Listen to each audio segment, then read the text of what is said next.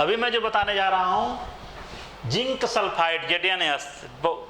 Zinc sulphide ये भी important है। देखो जिंक सल्फाइड में अगर हम देखें दो प्रकार के आयनिक सॉल्वेंट मिलते हैं हमको, आयनिक कंपाउंड। जिंक ब्लेंड मिलता है, जिंक ओटाइज मिलता है। ये भी अपने आप में खतरनाक है स्ट्रक्चर, काफ़ी बड़े क्लास में आता है। जिंक ब्लेंड देखो, अब इसके बारे में बता रहा हूँ, ध्यान से सुनो, ध्यान से। जिंक ब्लेंड क्या होता है लिखेंगे, डिस्कस अबाउट। अभी हम इसके बारे में बता रहा हूँ, discuss about, discuss about zinc blende. Zinc blende सारे स्ट्रक्चर बड़ी खतरनाक हैं, दिमाग ख़राब करने वाले स्ट्रक्चर हैं।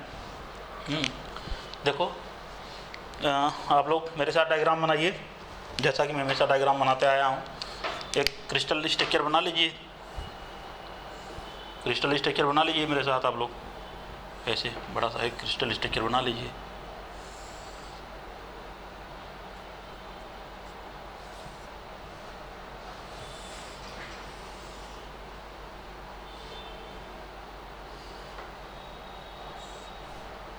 ठीक, ये क्रिस्टल स्ट्रक्चर है आपका, हो गया।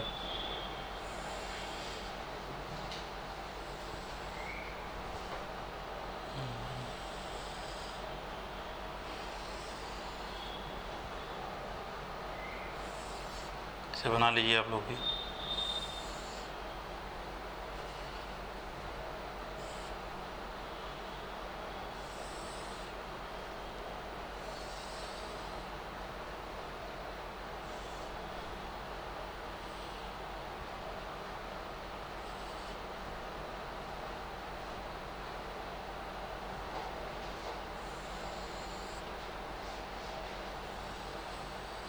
ठीक, आप लोग बना लिए होंगे, स्ट्रक्चर है, समझ में आ गया होगा।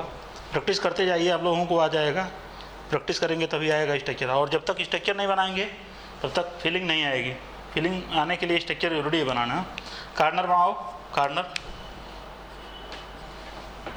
कार्नर, 8 कार्नर और 6 फेस, 1 2 3 4 5 6। ठीक, देखो जिंक, इसमें जो खास बात है, इसकी खास बात क्या होता है, जो जिंक है इसमें का zinc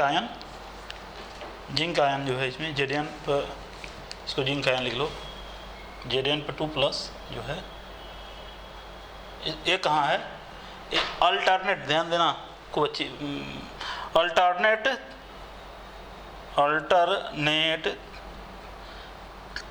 tetrahedral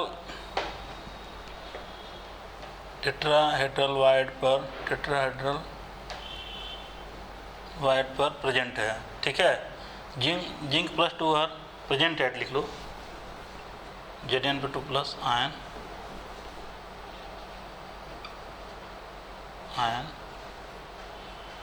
is present at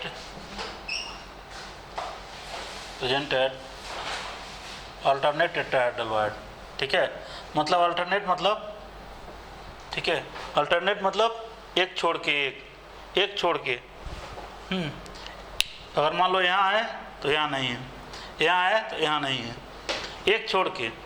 और F जो है इसमें, सॉरी, यस, सल्फाइड आयन जो है इसमें, सल्फाइड आयन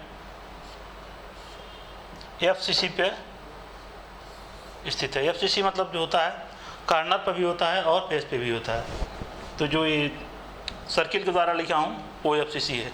ये कार्नर पे भी होता है, एटम कार्नर पे होते हैं, एज वेल एज फेस पे भी होते हैं। ठीक, तो देखो समझने का प्रयास करो कैसे बता रहा हूँ इसमें। अगर मान लो हम बात करते हैं, समझ लो जिंक कहाँ होगा। अभी तो मैं जो लिखा हूँ बनाया हूँ, बहुत दिमाग ख़राब करने वाला स्ट्रक्चर भाई। देखो जो बनाया हूँ ये आपका सल्फर का है और टेट्राहेड्रल, समझो। इसमें इस क्यूब में कितने छोटे छोटे क्यूब हैं, 8 क्यूब हैं, 8 क्यूब हैं। एक क्यूब यहाँ है, एक क्यूब यहाँ है, एक क्यूब यहाँ है, एक क्यूब यहाँ, 4 ऊपर और 4 नीचे है। मेरी बात को समझ पा रहे हैं आप लोग? 1 2 3 4 5 6 7 8 पहले भी बताया हूँ, यह ऊपर वाला एक यूनिट सेल है। इसको ऐसे देखो ध्यान से, ऐसे बता दे रहा हूँ। इस तरह से मान लो, ऐसे देख लो, ये ऐसे समझ लोगे सही रहेगा। ठीक है, भले ही टाइम लगेगा, पहले समझो इसको। हाँ, क्योंकि मैं भी बहुत दिमाग खपाया हूँ इसमें समझने के लिए। अलग अलग बुक में दिया रहता, समझ में नहीं आता था। समझोगे तो आएगा। ये मैं क्यूब बना रहा हूँ, एक छोटा सा क्यूब है।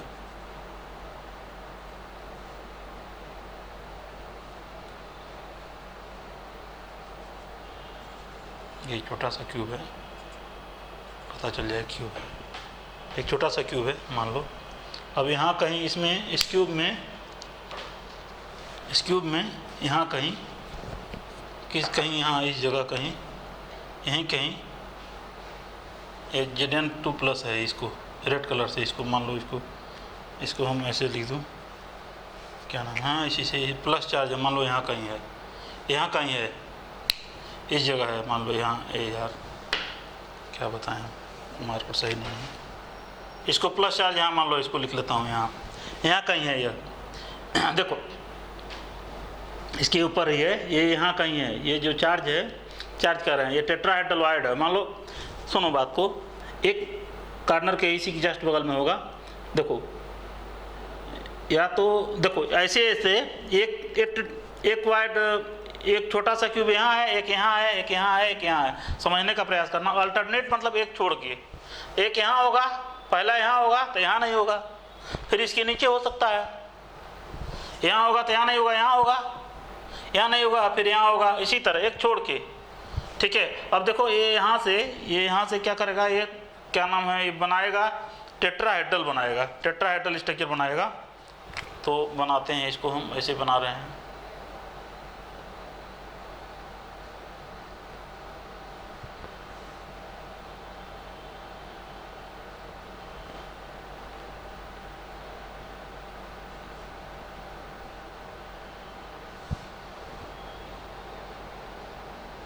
ये देखो टेट्राहेड्रल स्ट्रक्चर कुछ बन रहा है।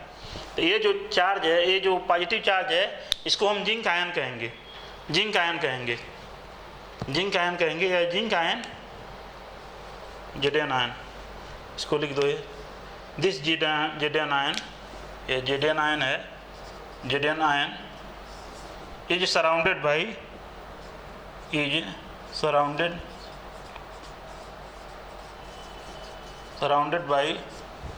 4s/2-, 4s/2-, 4s/2- से सराउंडेड है। ठीक, अच्छा अब देखो एक दूसरा है, मान लो अब दूसरा यह आयन है। तो मान लो एक चार्ज तो यहाँ तुम्हारा होगा, एक चार्ज यहाँ कहीं होगा, एक चार्ज यहाँ कहीं होगा, यहाँ कहीं होगा, एक आयन, एक केटायन यहाँ कहीं होगा, एक छोड़ के ना, एक छोड़ के इसके नीचे है, समझ लो। मान लो ये ऊपर है, नीचे एक यहाँ होगा, नीचे ऊपर नहीं होगा, फिर नीचे होगा, फिर ऊपर नहीं होगा, फिर नीचे होगा, ऐसे बनेगा। अब देखो ये Cl आयन है, Cl आयन कर रहे हैं, s/2- है, आई जिंक है। तो देखो इसका कोऑर्डिनेशन नंबर हम देखें, इसका कोऑर्डिनेशन नंबर, तो देखो ये इससे टच कर रहा है, इससे रिलेशन बनाएगा, ये इससे रिलेशन बनाएगा। फिर इसके नीचे क्यूब आएंगे, उसमें भी तो टेट्राहेड्रल वायर्ड अल्टरनेट पे होंगे। तो मान लो यहाँ कहीं है, फिर यहाँ कहीं है, यहाँ कहीं होगा।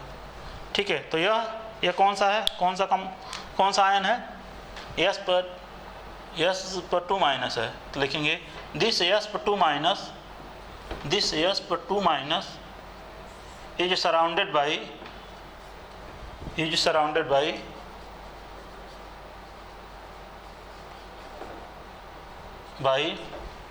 By 4 Zn/2+ ion.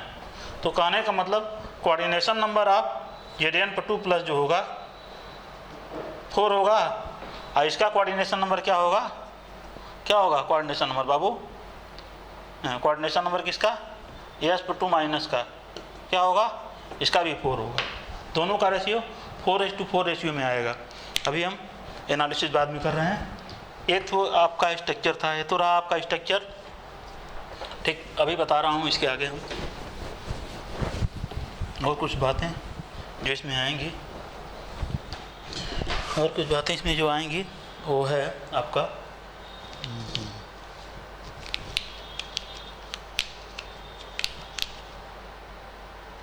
ठीक यूनिट देखेंगे। नंबर ऑफ कौन सा Zn/2 plus unit, Zn/2 plus unit ion. ठीक है, कितने आयन बनेंगे इसमें, कितने रह जाएंगे? तो देखो इस क्यूब में बड़े से क्यूब में कितने टेट्राहेड्रल हैं, कितने टेट्राहेड्रल कितने क्यूब बनेंगे? 8 क्यूब बनेंगे। तो अल्टरनेट पे है, मतलब एक छोड़ के है, तो मतलब 4 ही पे बनेगा। मतलब बड़े से क्यूब में 8 क्यूब हैं और एक छोड़ के एक पर है, तो एक छोड़ के दूसरा छोड़ के तीसरा, तो कुल मिला के कितना बचेगा? 8 में से चरियन बचेगा, तो जो आयन होगा 4 होगा। Number of S/2 minus ion जो होगा क्या होगा S/2 माइनस कितना होगा? देख लो S/2 माइनस कहाँ है?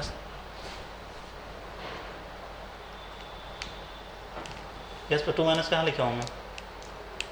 फेस पे है, फेस सेंटर को प्रेजेंट कर रहा है ना, फेस सेंटर को रिप्रेजेंट कर रहा है।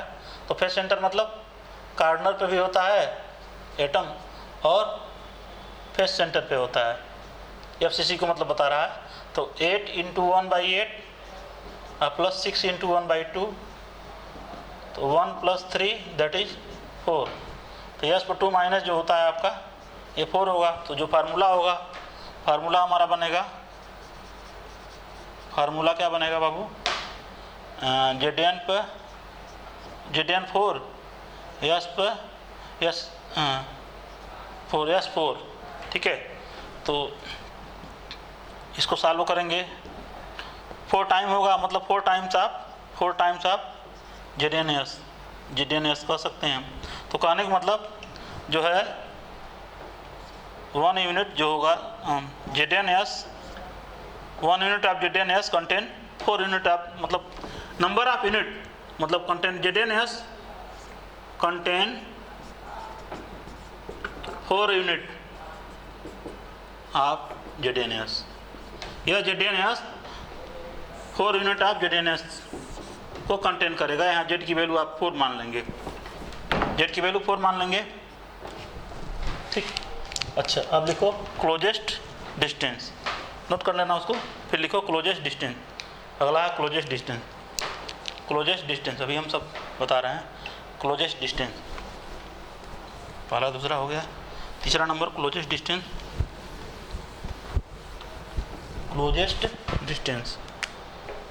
आप क्या लिखो? थर्ड नंबर में closest distance between cation and anion. ठीक है, तो बताओ, थोड़ा दिमाग लगाओ। देखो एक छोटे से क्यूब के लिए ले रहे हैं, तो कौन सा एक छोटा सा क्यूब कौन सा बना रहा है, स्ट्रक्चर बना रहा है? टेट्राहेड्रल बना रहा है। ठीक है, तो अब ध्यान से देखो क्लोजेस्ट डिस्टेंस अप्रोच क्या होगा। यहाँ से यहाँ तक पूरी डिस्टेंस a√3, तो इतनी डिस्टेंस a√3/2, और इसके बीच का मैं रेडियस रेशियो वाला कंसेप्ट बताया था, बढ़िया से मैं पूरा अच्छी तरह से डेरिवेशन कराया था, और उसमें कहा था कि इसको देखना, खूब ध्यान समझते रहना आप लोग, उसको करना। तो पीछे वाला लेक्चर मेरा रेडियस रेशियो वाला देखना, अगर इसको बढ़िया समझना हो तो देखो इसके लिए जो यहाँ आपका होगा, जो इसको देखो ये बन रहा है, जो आपका समझा दें, इसमें जो टेट्राहेड्रल बना रहा है ना, ये स्ट्रक्चर जो यहाँ कहीं है, यहाँ से टेट्राहेड्रल बन रहा था ना, ये टेट्राहेड्रल कहीं से बन रहा था ना, यहाँ से जो टेट्राहेड्रल बना रहे थे आप, यही बन रहा था टेट्राहेड्रल, जो यूनिट बन रहा था, ये जो टेट्राहेड्रल बन रहा था, तो ध्यान से देखना इसकी यहाँ से यहाँ तक जो डिस्टेंस होगी a√3/2 होगी, क्योंकि इसका आधा है। लेकिन इसमें जो रेडियस मिलेगा हमको, रेडियस मिलेगा, तो रेडियस मिलेगा केटायन का रेडियस मिलेगा और एनायन का भी रेडियस मिलेगा। लेकिन ध्यान रहे 2 टाइम मिलेगा, 2 टाइम मिलेगा, 2 टाइम्स ऑफ केटायन एनायन के बराबर होगा, 2 times of cation anion, 2 times of cation anion के बराबर होगा, इक्वल टू a√3/4। समझ में आ गया होगा, आई होप कि अच्छी तरह समझ में आ गया होगा।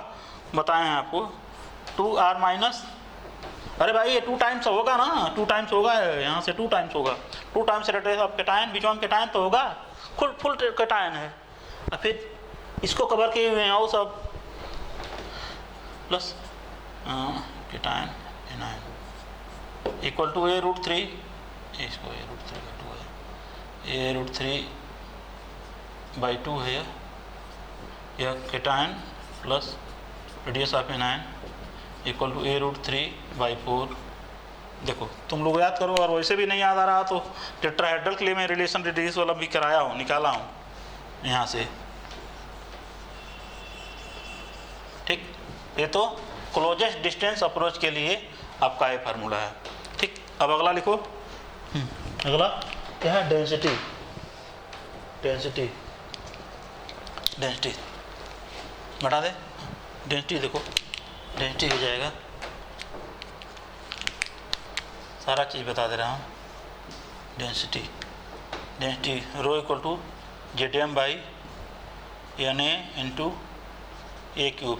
तो यहाँ जो तुम्हारा डेंसिटी होगा, जेड की वैल्यू क्या होगी, कितने यूनिट आया था जी बोलो? 4 आया था, 4m/Na की वैल्यू मालूम है, एवोगाड्रो नंबर होता है, और a की वैल्यू यहाँ से निकालना, तुम यहाँ से निकालना a की वैल्यू क्या निकलेगा, 4 इन ब्रैकेट में r। डायरेक्ट क्वेश्चन आता है, इससे डायरेक्ट क्वेश्चन आता है, इसलिए मैं स्टार बनाया हूँ, डायरेक्ट क्वेश्चन आ जाता है। हाँ, इसका यूज करके बनाना है, r radius of cation plus radius of anion /√3। यहाँ से a³ निकालना तुम। ठीक, सब कुछ बता दिया हूँ, नोट करो। फिर सबको हम एक जगह एनालिसिस करके हम सबका फार्मूला बता दे रहा हूँ, सो नोट करो जल्दी, करो। ओके, तो ठीक है, नोट कर लिए होंगे आप लोग। एक चीज़ और है, शुरू में ही उसको बता देना चाहिए, भूल जा रहा हूँ मैं हमेशा, रेडियस रेशियो। तो रेडियस रेशियो भूल जा रहा हूँ मैं हमेशा, दिमाग से उतर जा रहा है। देखो रेडियस रेशियो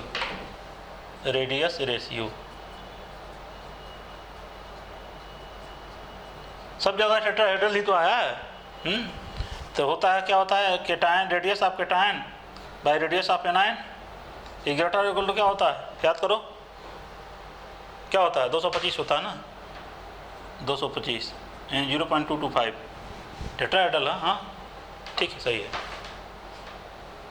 तो चलो मैं यहाँ लिख रहा हूँ, कंक्लूजन में क्या क्या हमको मिलेगा। कंक्लूजन में पहला है रेडियस रेशियो, तो radius of cation by radius of anion, ये कंक्लूजन ही मेन है। Radius of cation by radius of anion greater I equal to क्या, 0.225, सारा इंपॉर्टेंट है।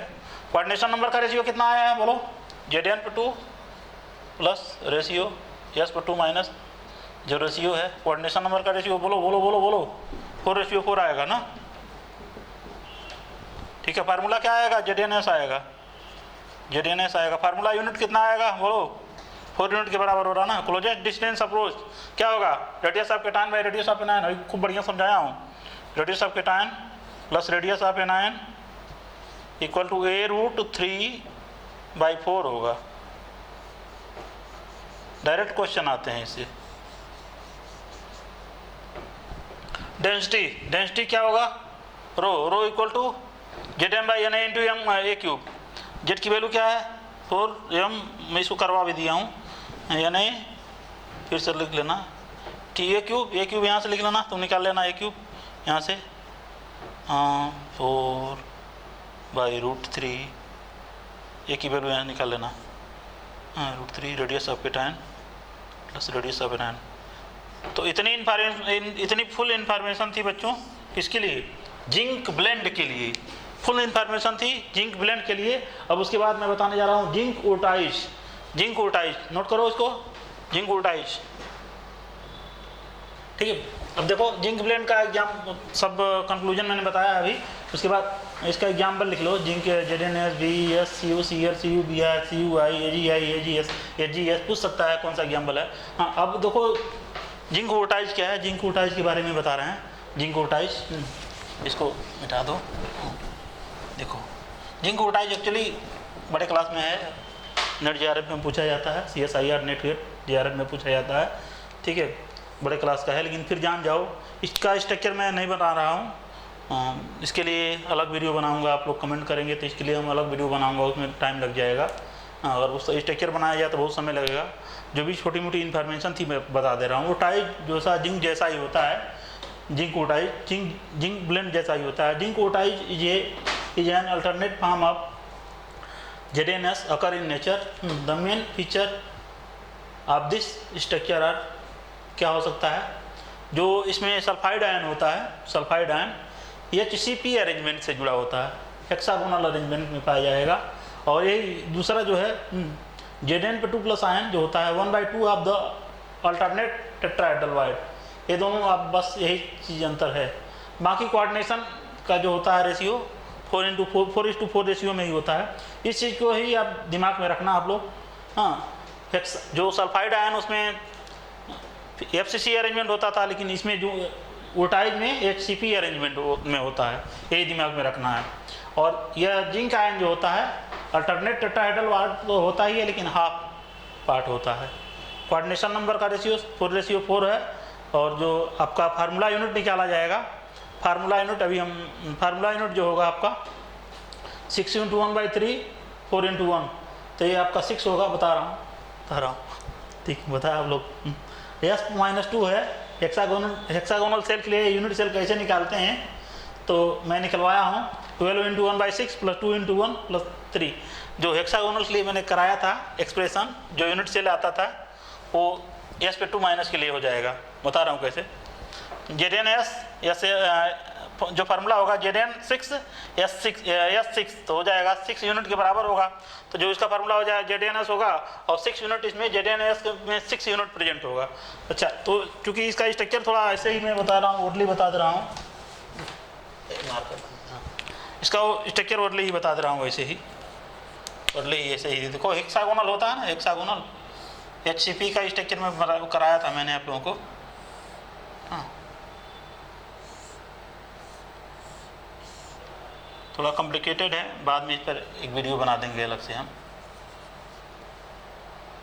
ये नीचे जाएगा, ये यहाँ आएगा कहीं से, ऐसे होता था ना, याद आ रहा होगा आप लोगों को।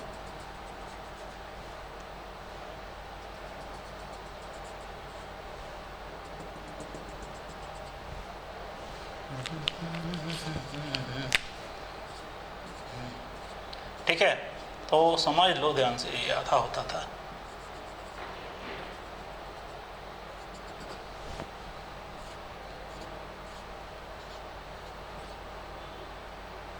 हेक्सागोनल यूनिट सेल के जैसा पहले बना दिए हैं। अब इसमें जो होते हैं, इसमें अब टेट्राहेड्रल यूनिट, टेट्राहेड्रल दिख नहीं पा रहा है इसमें, इसमें भी 3 होगा, 3 और होते हैं। अब टेट्राहेड्रल यूनिट भी कहीं होता है, इधर ऐसे कहीं होता है, हाफ हाफ में होता है। तो अभी जो ये मैं लिख रहा हूँ, ये जो यूनिट है S/2- के लिए मैं लिखा हूँ, S/2- के लिए लिखा हूँ। तो S/2- के लिए याद करो तुम लोग, मैं बता दिया हूँ। S/2- के लिए 12 × 1/6 प्लस ये आधा, ये 1/6 का कंट्रीब्यूशन करता है, 1/6 का, यहाँ 1/2 का कंट्रीब्यूशन करता था।